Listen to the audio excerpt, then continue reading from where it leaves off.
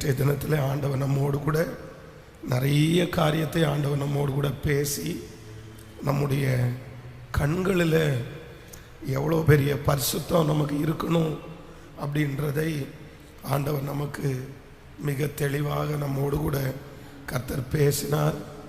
நான் நம்புகிறேன் வருகிற ஆண்டு ஆண்டவர் நம்முடைய கண்களையெல்லாம் கர்த்தர் திறப்பாராக.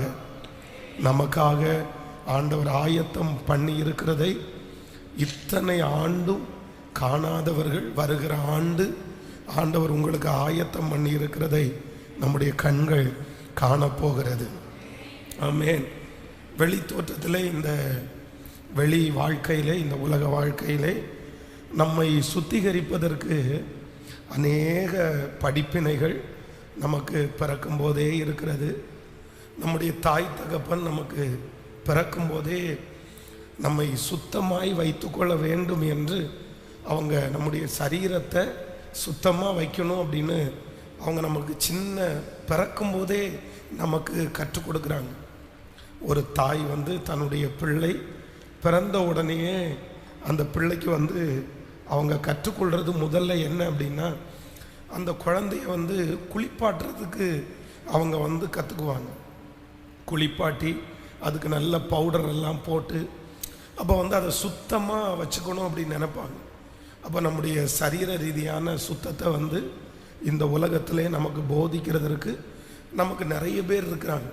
அதுவும் நம்ம சுத்தம் இல்லை அப்படின்னும் போது இந்த சமுதாயம் நம்மளை ஏற்றுக்கொள்ளாது. மற்றவங்களுக்கு முன்னாடி நம்ம போய் நிற்க முடியாது. அதனால நம்ம மற்றவர்களுக்காக நம்ம அந்த சுத்தத்தை நம்ம விரும்புவோம். அதற்காக ஒவ்வொரு நாளும் முயற்சி எடுப்போம். ஆனால் பரிசுத்த வேதாகமும் நம்முடைய உள்ளான சுத்தத்தை ஆண்டவர் ரொம்ப விரும்புகிறார். வேதம் சொல்லுகிறது, மனிதனோ முகத்தை பார்க்கிறான், கர்த்தரோ இருதயத்தை பார்க்கிறார். அப்படின்னா உலகத்தில் இருக்கிற மனிதர்கள் எல்லாம் நம்முடைய வெளி தோற்றத்தை, வெளி சுத்தத்தை நம்ம பார்க்கும்போது பரலோக தேவன் எதை மட்டும்தான் பார்க்குறாரு அப்படின்னு சொன்னால், உள்ளான வாழ்க்கையை கர்த்தர் பார்க்குறார். நீங்கள் உள்ளுக்குள்ளே எப்படி இருக்கிறீங்க?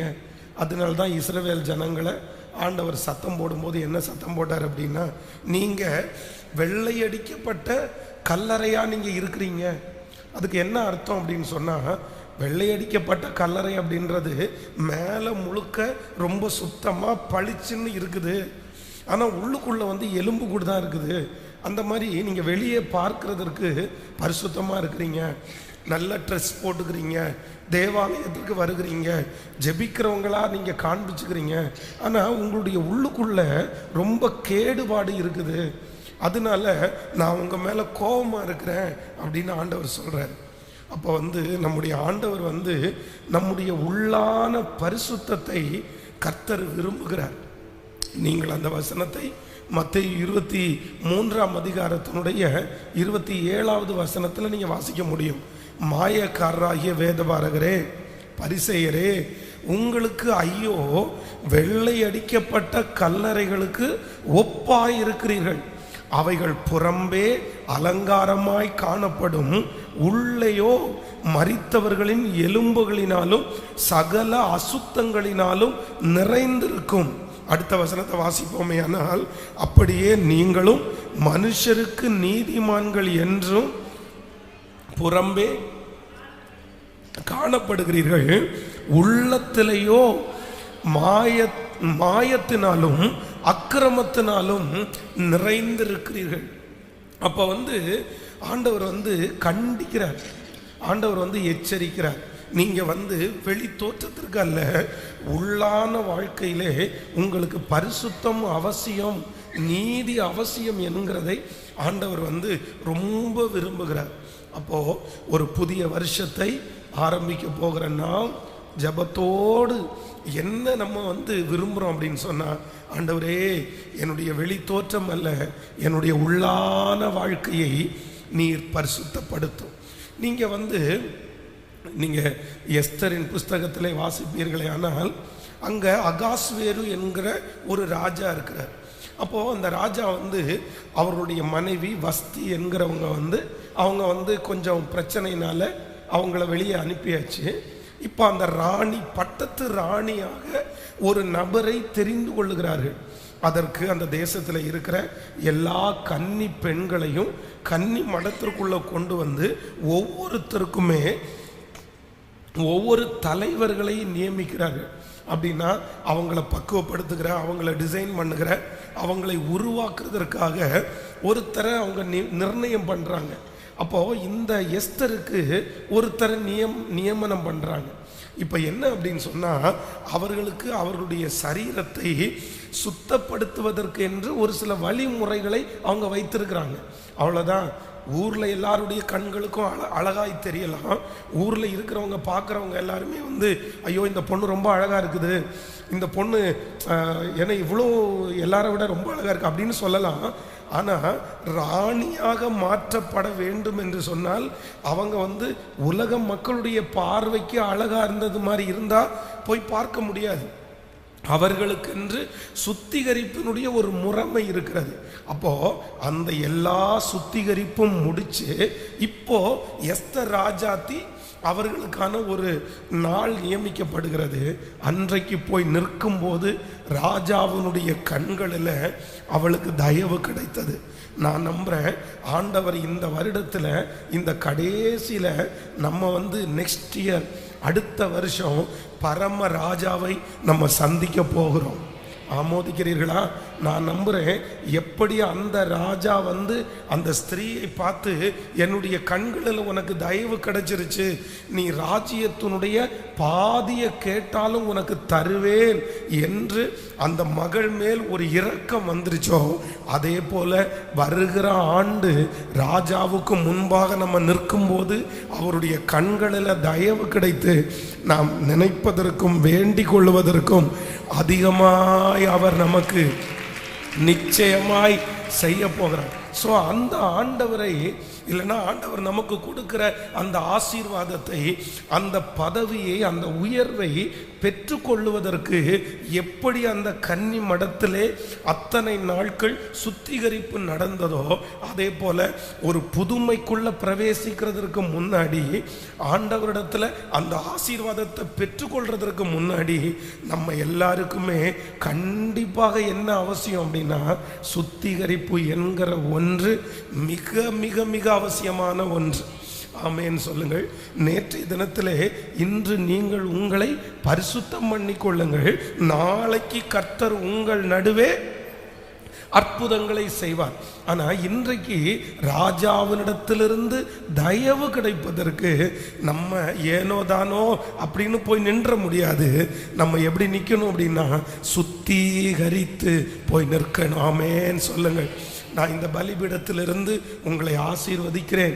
எப்படி அந்த ராணிக்கு, அந்த மகளுக்கு ராஜாவினுடைய கண்களில் தயவு கிடைத்ததோ, அதே போல வருகிற ஆண்டு இந்த சத்தத்தை கேட்கிற நம்ம எல்லாருக்கும் கர்த்தருடைய கண்களிலே ஒரு தயவு கிடைக்கும் என்று நான் நம்புகிறேன். கர்த்தருடைய கண்களிலே ஒரு தயவை ஆண்டவர் தரப்போகிறார். நான் நம்புறேன்.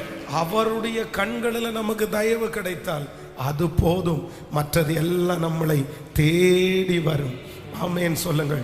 இந்த இரண்டாவது நாள் வந்து நான் ஆண்டவருடைய சமூகத்திலே நான் வந்து ஜெபிக்கும் போது என்னுடைய இருதயத்திலே, இரண்டாம் நாள் வந்து, முதல் நாள் நம்முடைய கண்களிலே பரிசுத்தம், இரண்டாவது நாள் சிந்தையிலே நமக்கு பரிசுத்தம் வேண்டும் என்கிறதை குறித்து இன்றைக்கு நம்ம வந்து தியானிச்சு நம்ம எல்லாரும் ஆண்டவருடைய சமூகத்திலே நம்ம ஜெபிக்க போறோம். நன்றாய் கவனிங்கள் ஆண்டவருடைய பிள்ளைகளே. இந்த சிந்தனை, இந்த யோசனை அப்படின்றது வந்து ஆண்டவர் நமக்கு கொடுத்திருக்கிற ஒரு மிகப்பெரிய ஒரு ஆசீர்வாதம், ஒரு மிகப்பெரிய வெற்றியான ஒன்று. ஒரு தேவனுடைய பிள்ளைக்கு ரொம்ப தேவையான ஒன்று என்ன அப்படின்னா, நல்ல யோசனைகள் வந்து கண்டிப்பாக அவசியமானது ஒன்று. நம்முடைய சிந்தனையிலே நம்ம ஞானவான்களாய் இருக்கும்போது தான் எல்லாவற்றையும் பெற்றுக்கொள்ள முடியும். இந்த உலகத்திலே நம்ம ஆகாரம் புசிக்கிறது, நம்ம ட்ரெஸ் பண்ணுறது, நம்ம நடக்கிறது, இது எல்லாமே எதனுடைய அடிப்படையில் இருக்கிறது அப்படின்னு சொன்னால் ஆண்டவர் நமக்கு கொடுத்திருக்கிற இந்த சிந்திக்கிற திறமையில தான் இருக்குது. ஒரு மனுஷனுடைய வாழ்க்கையில் இந்த சிந்திக்கிற திறமை அப்படின்ற ஒன்று அவனை விட்டு போகுமானால் நம்ம அவனை என்ன சொல்லுவோம் அப்படின்னு சொன்னால் பைத்தியம் அப்படின்னு சொல்லுவோம். அவங்க மனநலமா பாதிக்கப்பட்டவங்க, அவங்களுக்கு சிந்திக்க தெரியல அப்படின்னா இந்த உலகத்திலே மனநிலைமை பாதிக்கப்பட்டு தன்னை மறந்து வாழ்கிற அத்தனை பேருக்கும் இருக்கிற ஒன்று என்ன அப்படின்னா அவங்களுக்கு யோசிக்க தெரியல. தனக்கு குளிக்கலாம் அப்படின்னு சொல்றது என்னன்னா அவங்களுடைய யோசனை. நமக்கெல்லாம் யோசனை சரியா இருக்கிறதுனால நம்ம குளிக்கிறோம். ஆனா அவங்களுக்கு என்ன அப்படின்னா அவங்க புத்தி அவங்களிடத்துல இல்லாததுனால, அதான் பைத்தியம் அப்படின்னு சொல்றதை விட புத்தி பேதலிச்சவங்க அப்படின்னு எல்லாம் சொல்லுவாங்கல்ல. அப்ப நான் என்ன நம்புறேன் அப்படின்னா ஆண்டவர் நமக்கு தந்திருக்கிற மிகப்பெரிய ஆசீர்வாதம் என்ன அப்படின்னா இந்த யோசிக்கிற சிந்திக்கிற ஆசீர்வாதம். இதை ஆண்டவருடைய பிள்ளைகள் ரொம்ப அழகாய் நீங்கள் பயன்படுத்தி கொள்ளணும். ஆண்டவரிடத்தில் கேட்கணும், ஆண்டவரே என்னுடைய யோசனையை சீர்படுத்தும், எனக்கு நல்ல யோசனையை தாரும்.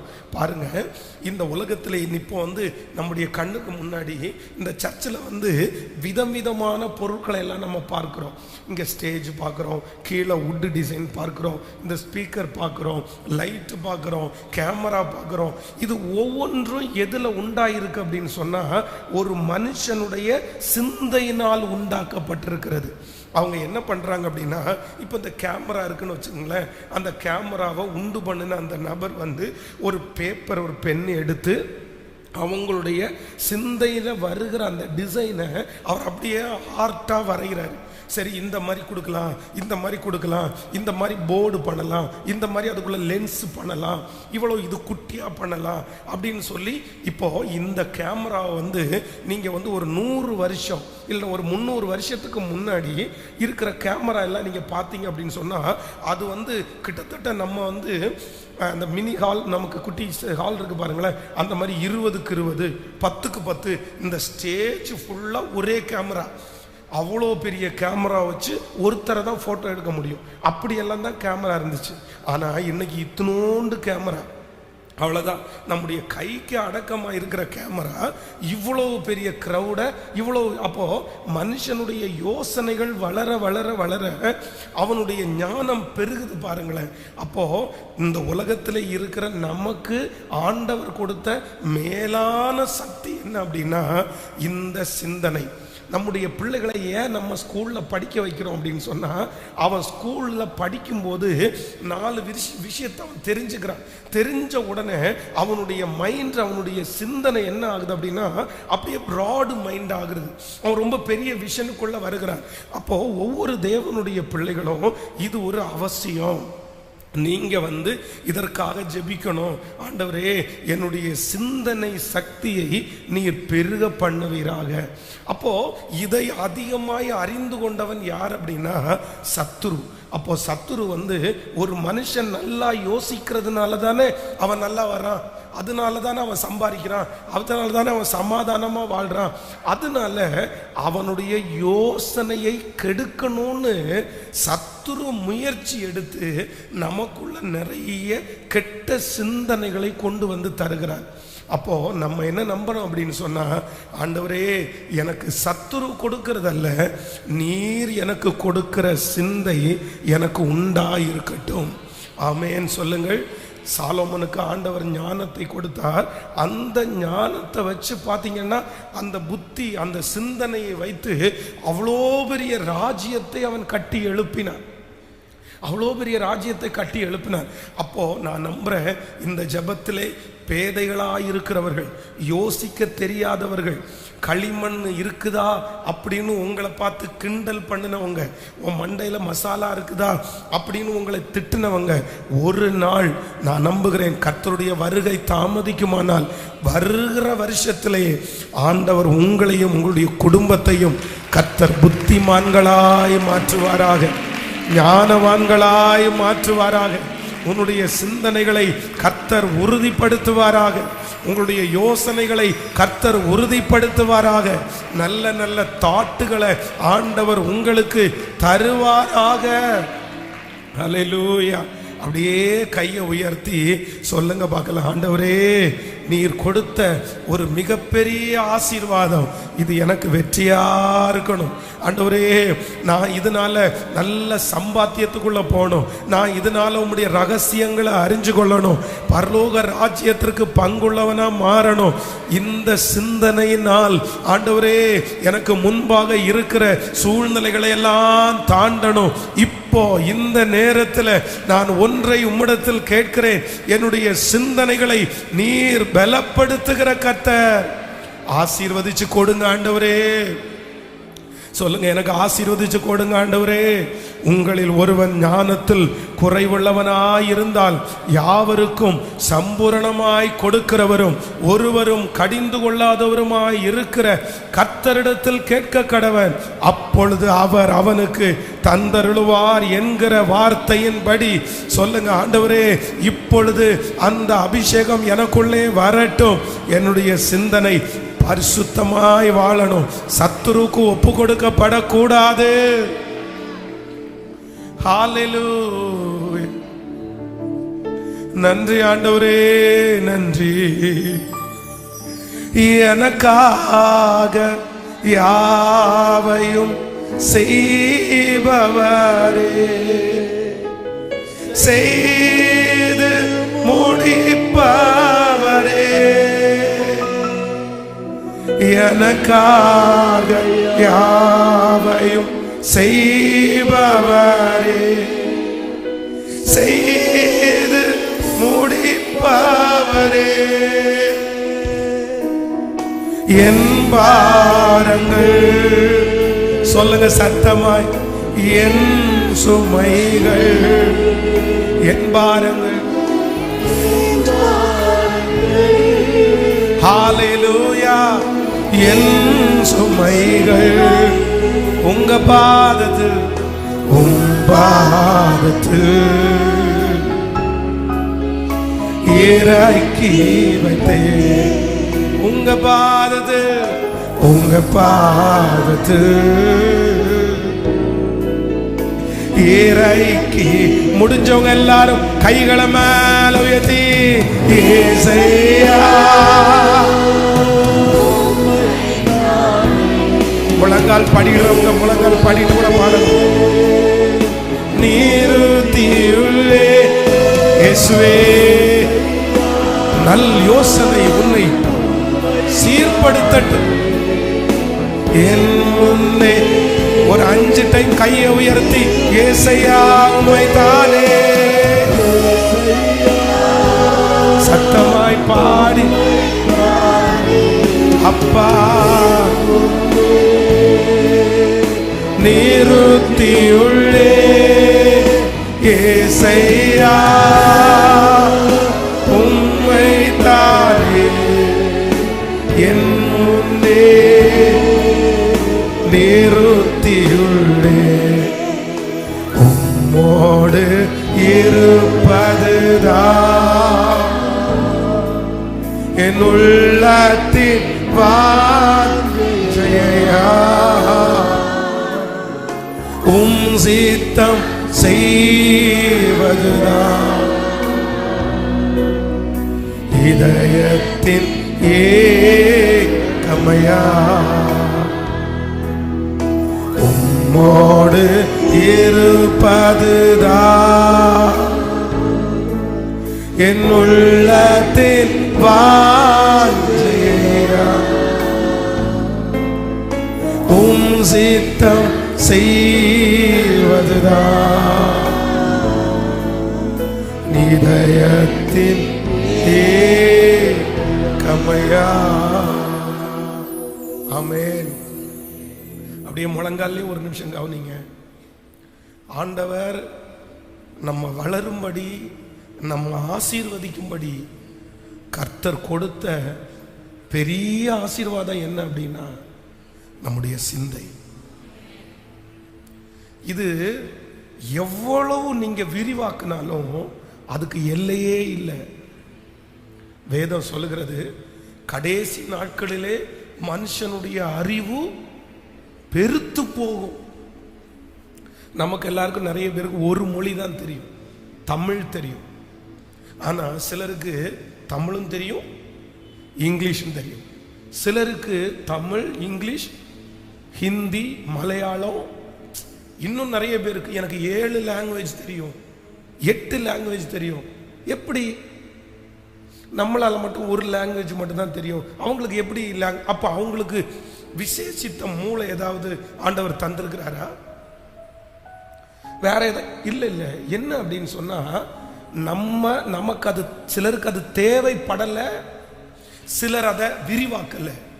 ஆனா சிலர் அந்த மாதிரி இருக்கிறவங்க என்ன பண்ணிட்டாங்கன்னா, அந்த சிந்தனையை நல்ல விதமா அவங்க பெருக்கிட்டாங்க, அவங்க யூஸ் பண்ணிக்கிட்டாங்க. நம்மளும் அப்படி அந்த சிந்தனையை பயன்படுத்தி இருந்தா நமக்கும் அந்த மாதிரி தெரிஞ்சிருக்கும். நம்ம அதுக்கு ஒரு பெரிய முயற்சி எடுக்கல, நம்ம அதை பெரிய அப்படியே மழுங்கி வச்சது மாதிரியே இருந்தோம். அதனால நமக்கு எல்லாருக்கும் இன்னைக்கு தேவை, எனக்கு நல்ல சிந்தை உண்டாகட்டும். ஆமென். உட்காருங்க. ஒரு 3 விதமான ஒரு காரியத்தை உங்களுக்கு நான் சொல்லி உங்களுக்காக நான் ஜெபிக்கிறதுக்கு ஆசைப்படுகிறேன். அப்படின்னா, ஒரு தேவனுடைய பிள்ளையினுடைய வாழ்க்கையில இந்த 3 விதமான சிந்தை நமக்கு அவசியமான ஒன்று. வாசிக்கலாம். ரோமரின் புஸ்தகம் 8ஆம் அதிகாரத்தை எடுத்துக்கொள்ளலாம். 8ஆம் அதிகாரம் 5வது 6வது வசனத்தை வாசிக்கலாமா? ரோமர் 8வது அதிகாரம் 5வது 6வது வசனம். அன்றியும் மாம்சத்தின்படி நடக்கிறவர்கள்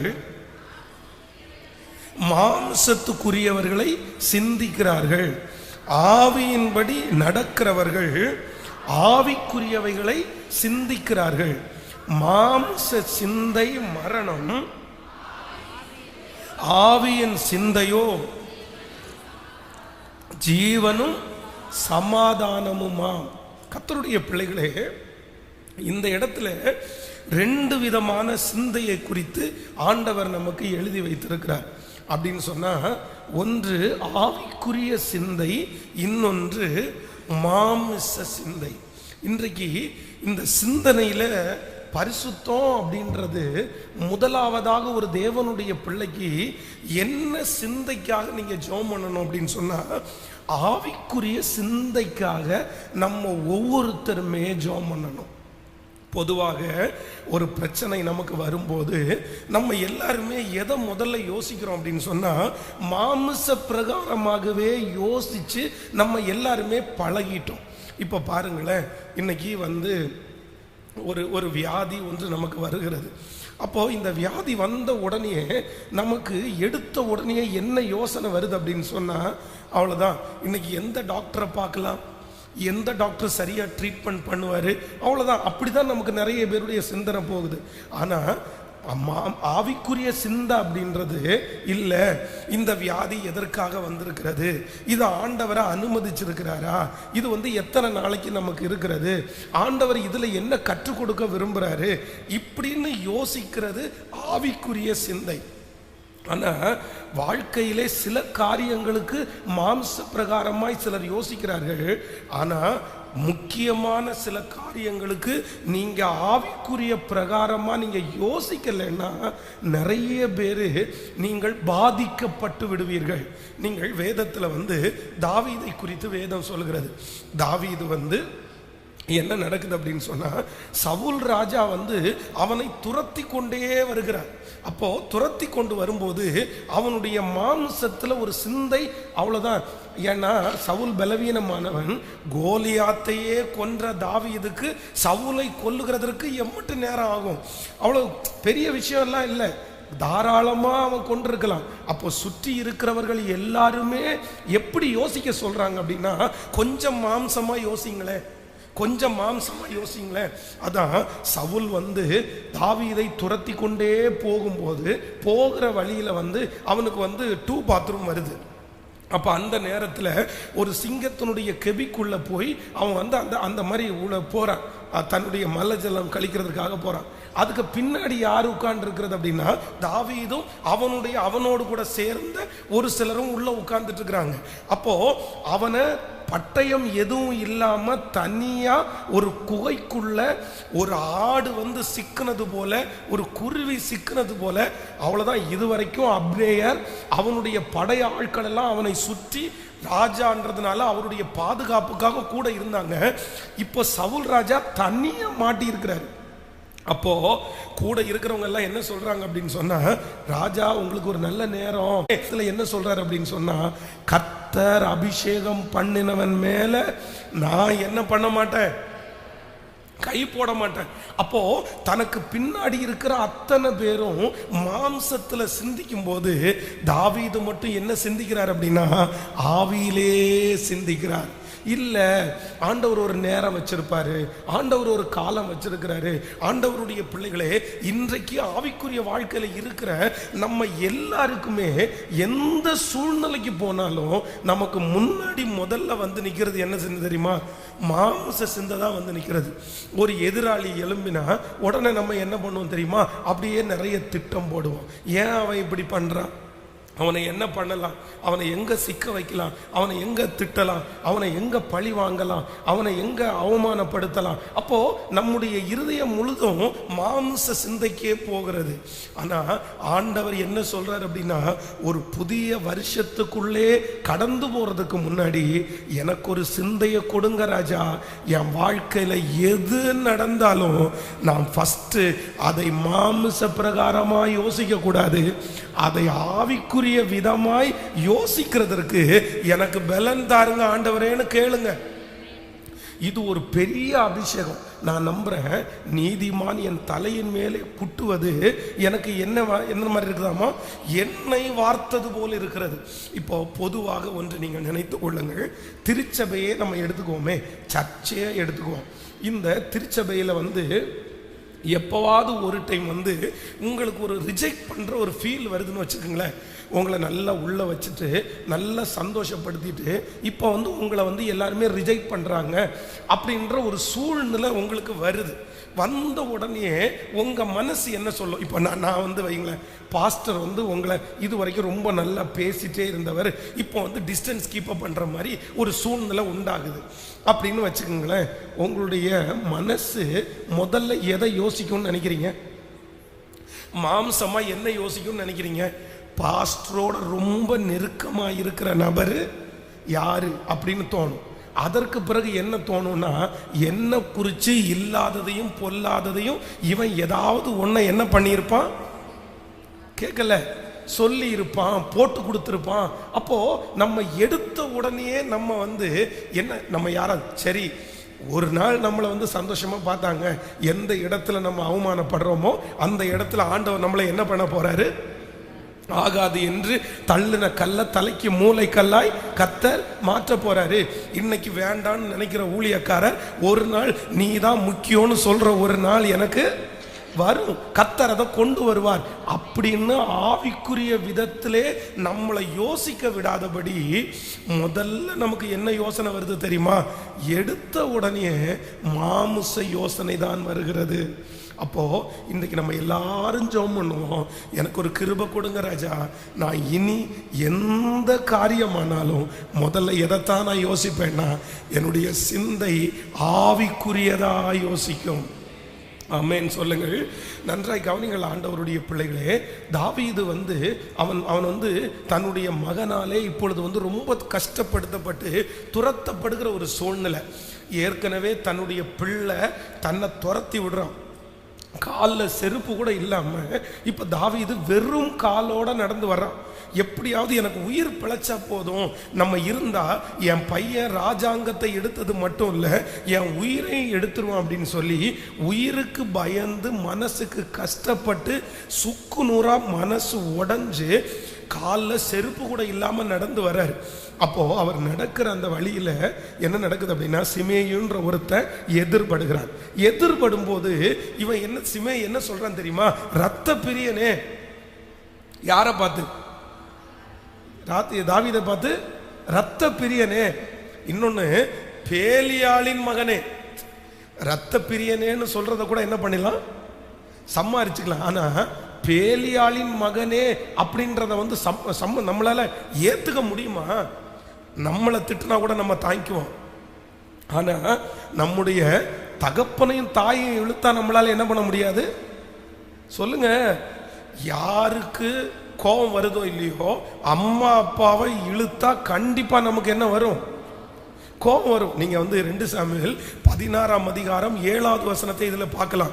சிமேயு அவனை தூசித்து, இரத்த பிரியனே, பேலியாளின் மனுஷனே, தொலைந்து போ தொலைந்து போ. அடுத்த வசனம் 8வது வசனம், சவுலின் ஸ்தானத்தில் ராஜாவான உன்மேல் கர்த்தர் சவுலின் வீட்டாரின் இரத்த பழியை திரும்ப பண்ணினார்.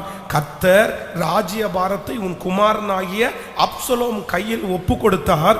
இப்போதும் இதோ உன் அக்கிரமத்தில் அகப்பட்டாய், நீ இரத்த பிரியனான மனுஷன் என்றார். ஹலோ, நமக்கு கஷ்டம் வராம இருக்குமா? இவன் வந்து சவுல் ராஜாவுக்கு ஒண்ணுமே என்ன பண்ணல. பக்கத்தில் இருக்கிற கையை பிடிச்சி சொல்லுங்க, சவுல் ராஜாவுக்கு தீமையே செய்யாத ஒரு நல்லவன் யாருன்னு கேட்டா தாவீது. ஹலோ, உங்களுக்கு நம்ம வந்து ஏதாவது ஒன்று திருடி நம்மளை திருடன்னு சொன்னா நமக்கு என்ன வராது? சரி, நம்ம திருடணும். ஆனா திருடாம நம்மளை திருடன்னு பட்டம் சுட்டுனா கோவம் வராதவன் கை தூக்குங்க பார்க்கலாமே.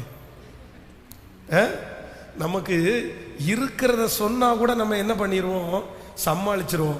ஆனா இல்லாததை சொன்னா நம்மளால என்ன பண்ண முடியாது, அப்படி சமாளிக்க முடியாது. ஆனா இந்த இடத்துல என்ன சொல்றான் அப்படின்னு சொன்னா, சவுலனுடைய நீ சவுலை கொன்னு நீ சவுலுடைய குடும்பத்தை அழிச்சு அவனுடைய அரண்மனையில ஏறி உட்கார்ந்த, நீ வலுக்கட்டாயமா புடுங்கின, நீ அடிச்சு புடுங்கின, இன்னைக்கு உன் பையன் எழும்பி ஒன்ன கொன்னுட்டு அவன் ராஜாவாக போறான்னு சொல்றான். இவன் தூசிச்சு தாவீதை குறித்து இவனுக்கு பக்கத்தில் இருக்கிற அந்த மனுஷனுக்கு தெரியும். இவன் தூசிக்கிறத பார்த்து அவ்வளோ கஷ்டப்பட்டு அவன் என்ன சொல்றான் அப்படின்னு சொன்னா, ராஜாவை பார்த்து நீங்க ஒண்ணும் பண்ண வேண்டாம், அந்த செத்த நாய், அவன் யாரு கேட்கல, ஆப்போசிட்ல திட்டுற சிமேயிய அவன் வந்து மனுஷனா கூட மதிக்கல. நீங்க 9வது வசனத்துல வாசிக்கலாம்.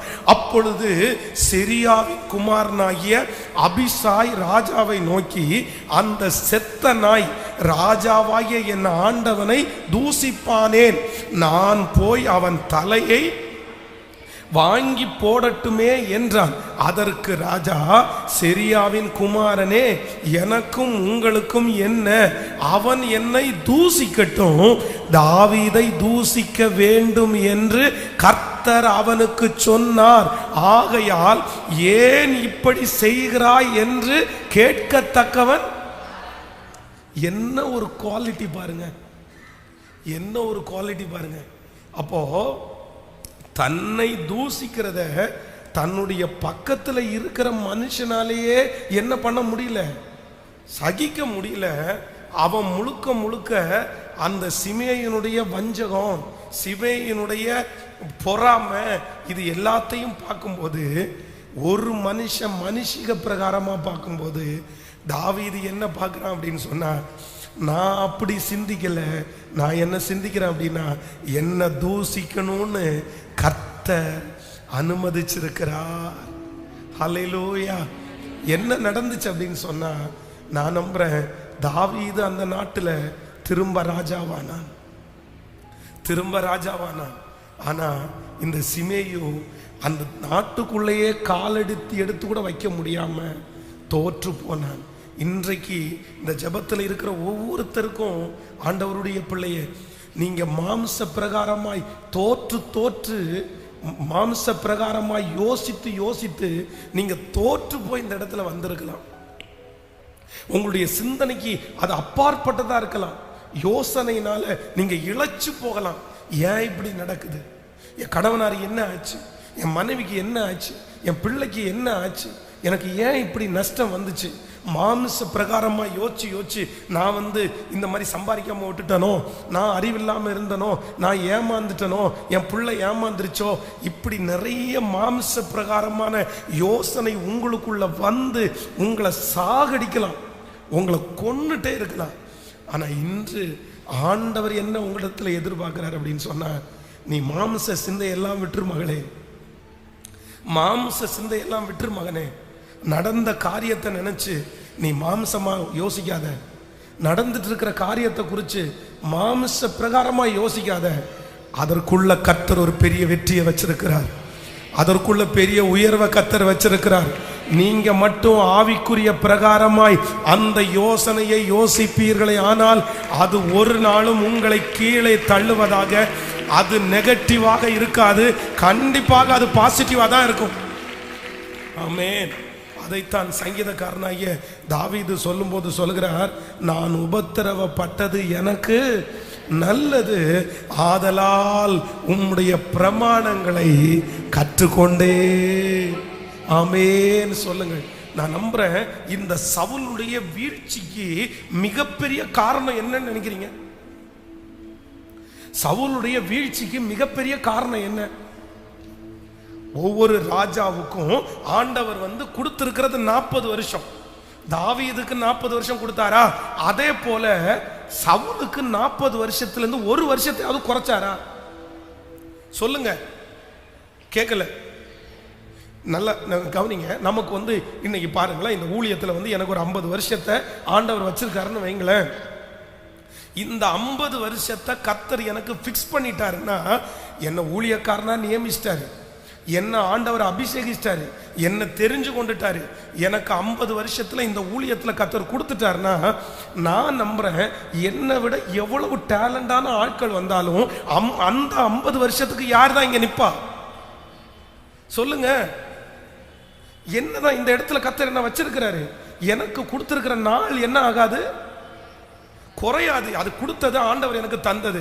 ஆனா நான் இன்னொருத்தர் என்னை விட ரொம்ப அழகா பிரசங்கம் பண்றத பார்த்து, பாட்டு பாடுறத பார்த்து, ஊழியம் செய்யறத பார்த்து நான் பொறாமப்பட்டு நான் அவனையே யோசிச்சுட்டு இருந்தேன்னா, இந்த 50 வருஷத்துல நான் செய்ய வேண்டிய எதையுமே என்ன பண்ண முடியாது.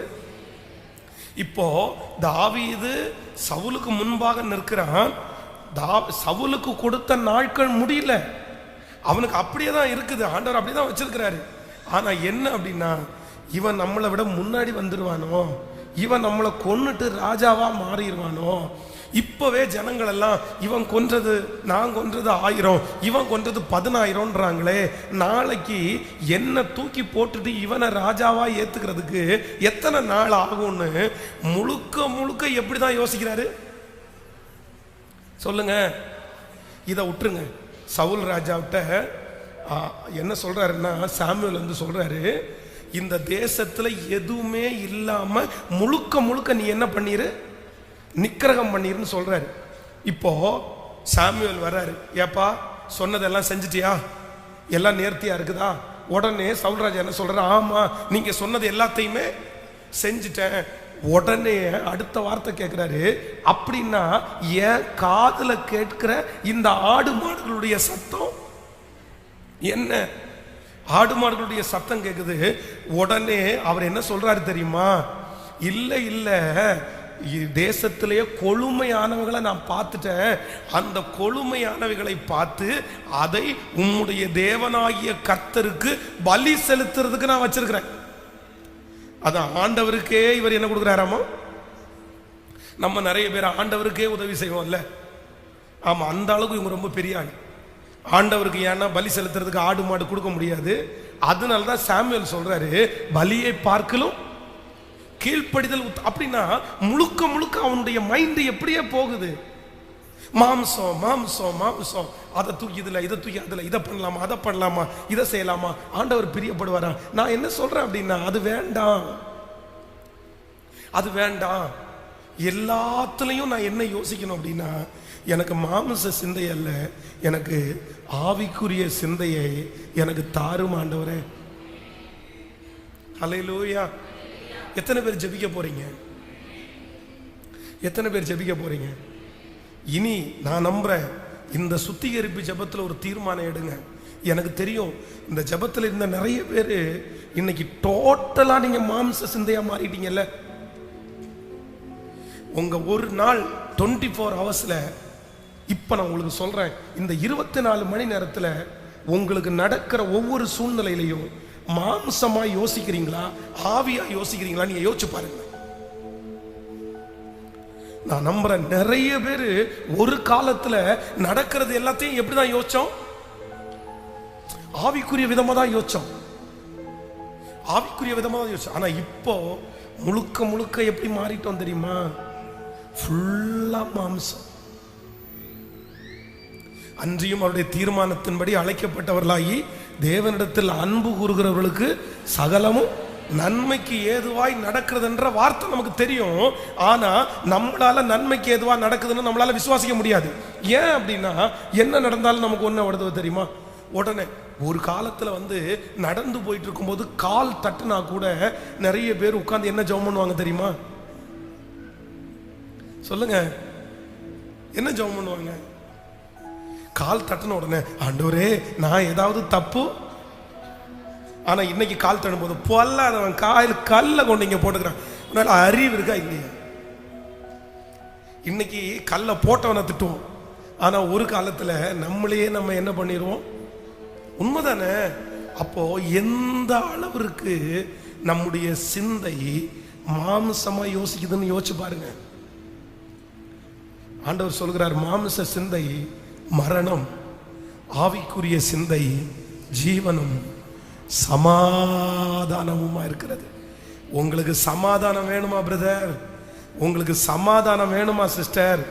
மனசார ஆவிக்குரிய விதமா சிந்திங்க. நான் நம்புறேன் உங்க தூக்கம் இன்பமா இருக்கும். நீங்க நிம்மதியா படுத்து தூங்குவீங்க. உங்களுக்கு இடரலே இருக்காது. ஆவிக்குரியவன் எல்லாவற்றையும் நிதானித்து அறிகிறான். ஹல்லேலூயா. யோசேப்பினுடைய சகோதரர்கள் அவனுக்கு முன்பாக நிற்கும் போது யோசேப்பு என்ன சொல்றான் தெரியுமா? என்னை நீங்கள் இவ்விடத்திற்கு அனுப்புனதுல என்னை விற்று போட்டதற்காக நீங்க கவலைப்பட வேண்டாம், அது உங்களுக்கு விசனமாகவும் வேண்டாம். ஜீவ ரட்சனை செய்யும்படியாய் கர்த்தர் உங்களுக்கு முன்னே என்னை அனுப்பினார். ஆனா நம்மளா இருந்தா என்ன பண்ணுவோம் தெரியுமா? நாசமா போனவனே, சொந்த தம்பின்னு கூட பார்க்காம இப்படி தூக்கி குழியில போட்டியே, நீ குழியில போட்டு நான் செத்து போயிடுவேன் தானே நினைச்ச? நான் என்ன குறைஞ்ச ஆளா? இன்னைக்கு பாரு, கடவுள் உன்னை விட என்ன பெருசா வச்சிருக்கிறாருல, வா காலில் விழு. அப்போ நான் பாரு எப்படி நம்ம யோசிப்போம். ஆனா பரிசுத்தவான்கள் எல்லாம் யோசிக்கும் போது எப்படிதான் யோசிச்சிருக்கிறாங்க அப்படின்னா, ஆவிக்குரிய விதமாய் தான் யோசிச்சிருக்காங்க. ஹல்லேலூயா. எத்தனை பேர் ஜெபிக்க போறோம்? நம்பர் 1, முதலாவதாக என்னுடைய சிந்தை. நான் நம்புறேன் ரொம்ப கெட்ட சிந்தை நான் யோசிக்கிறேன் பாஸ்டர். என்னுடைய சிந்தனை நான் ரொம்ப கரப்ட் ஆகி கிடக்கிறேன். உண்மையில என்னால மேற்கொள்ளவே முடியல. நான் என்ன நம்புறேன் அப்படின்னா, நம்ம மனைவி கூட பேசிட்டே இருப்போம், நம்முடைய கணவன்கிட்ட பேசிட்டே இருப்போம். ஆனா நம்முடைய மைண்டுக்குள்ள யோசிக்கிறது அவங்களுக்கு என்ன பண்ணாது? சொல்லுங்க. நம்முடைய சிந்தனைக்குள்ள யோசிக்கிறத மட்டும் உங்க மனைவிக்கு தெரிஞ்சிச்சுன்னு வைங்களேன், உங்க கணவனாருக்கு தெரிஞ்சிச்சுன்னு வைங்களேன், ஒரு நாள் கூட கணவன் மனைவி ஒன்னா வாழ முடியாது. ஒன்னா வாழ முடியாது. நான் மைண்ட்ல யோசிக்கிறத என்னுடைய ஓனருக்கு தெரியும்னு வைங்களேன், ஒரு நாள் கூட அங்க வேலை பார்க்க முடியாது. ஆண்டவர் பெரிய சக்தியை கொடுத்திருக்கிறார். நம்முடைய யோசனை நமக்கும் கர்த்தருக்கும் மட்டும்தான் தெரியும், வேற யாருக்குமே என்ன பண்ணாதுன்னு. ஆமென் சொல்லுங்க. அப்போ எனக்கு இந்த கெட்ட சிந்தை எல்லாம் மாறணும். நான் ரொம்ப யோசிக்கிறேன், நான் இதை ரெடி பண்ணணும். எனக்கு யாராவது ஒருத்தர் தீமை செஞ்சாங்கன்னா எனக்கு சாகடிக்கிறது மாதிரி எனக்கு டென்ஷன் ஆகுது. எனக்குள்ள ரொம்ப வெறித்தனம் இருக்குது, பழி வாங்கணுன்ற எண்ணம் எனக்குள்ள இருக்குது. அப்படின்னெல்லாம் ஒருவேளை சிந்தனையினால டிஸ்டர்ப் ஆகுறீங்களா? எனக்கு ராத்திரியான தூக்கமே வரல பாஸ்டர் அப்படின்னு நினைக்கிறீங்களா? எங்க மனைவி எனக்கு துரோகம் பண்ணிட்டா, என் கணவன் எனக்கு துரோகம் பண்ணிட்டான், நான் எப்படி இதை சமாளிக்க முடியும்? நான் இதை எப்படி ஏத்துக்கிறது? என்னால முடியல, எனக்கு யோசிச்சு யோசிச்சு பைத்தியம் பிடிக்கிற மாதிரி இருக்குன்னு சொல்றீங்களா? நான் நம்புறேன், இந்த மாம்சத்துக்குரிய சிந்தையெல்லாம் விட்டுட்டு ஒரே ஒரு சிந்தைக்கு நேராய் வந்துருங்க. எனக்கு என்ன நடந்தாலும் அவருடைய சித்தம் இல்லாமல் ஒரு தலைமயிராயிலும் எனக்கு கீழே விழுவதில்லை. நான் இனி மாமிச பிரகாரமாய் யோசிப்பது இல்லை. எனக்கு நடப்பதெல்லாம் கர்த்தருடைய அனுமதியோடு நடக்கிறது. ஆண்டவர் அதுல ஒரு நன்மையை வைத்திருக்கிறார். கர்த்தாவே எனக்கு ஒரு கிருபையை தாரும். நான் எப்படி யோசிக்கணும்னா ஆவிக்குரிய பிரகாரமா யோசிக்கணும். ஹல்லேலூயா. என்னுடைய பிள்ளைக்கு ஒரு கிருபை வேணும். என்னுடைய குடும்பத்தில் இருக்கிற எல்லா நபர்களுக்கும் ஒரு கிருபை வேணும். நம்முடைய பிள்ளைகளுக்கு நீங்க கற்றுக் கொடுக்க வேண்டிய பெரிய பாடம் என்ன தெரியுமா? எது நடந்தாலும் அவங்கள ஸ்பிரிச்சுவலா திங்க் பண்றதற்கு கற்றுக் கொடுங்க. ஸ்பிரிச்சுவலா திங்க் பண்றதுக்கு கற்றுக் கொடுங்க. எது நடந்தாலும் நம்ம இன்னையிலிருந்து பிராக்டிஸ் எடுக்க போறோம். ஹல்லேலூயா. எத்தனை பேர் ஜெபிக்க போறீங்க? அப்படி இல்லை, அதான் நீங்க யார் அப்படி இருக்கீங்கன்னு எனக்கு தெரியல. ஆனால் ஆண்டவர் யார் இடத்துல பேசுறாருன்னு தெரில. ஒருவேளை அந்த ஜபத்தில் இருக்கிறவங்க, பாஸ்டர் நீங்க சொல்றது 100க்கு 100 உண்மை பாஸ்டர். நான் எப்போ யோசிச்சாலும் மாம்ச பிரகாரமாக தான் யோசிக்கிறேன். எந்த பிரச்சனையை யோசிச்சாலும் மாம்ச பிரகாரமாக தான் யோசிக்கிறேன். எனக்கு நல்லாவே தெரியுது. எனக்கு ஸ்பிரிச்சுவல் திங்கிங் வரவே மாட்டேங்குது. என்ன சொன்னாலும் என்னுடைய மண்டைக்குள்ள யோசிக்க முடிய மாட்டேங்குது அப்படின்றவங்க தயவு செய்து முழங்கால் படிட்டு இந்த முதல் காரியத்திற்காக நம்ம ஜெபம் பண்ணோம்.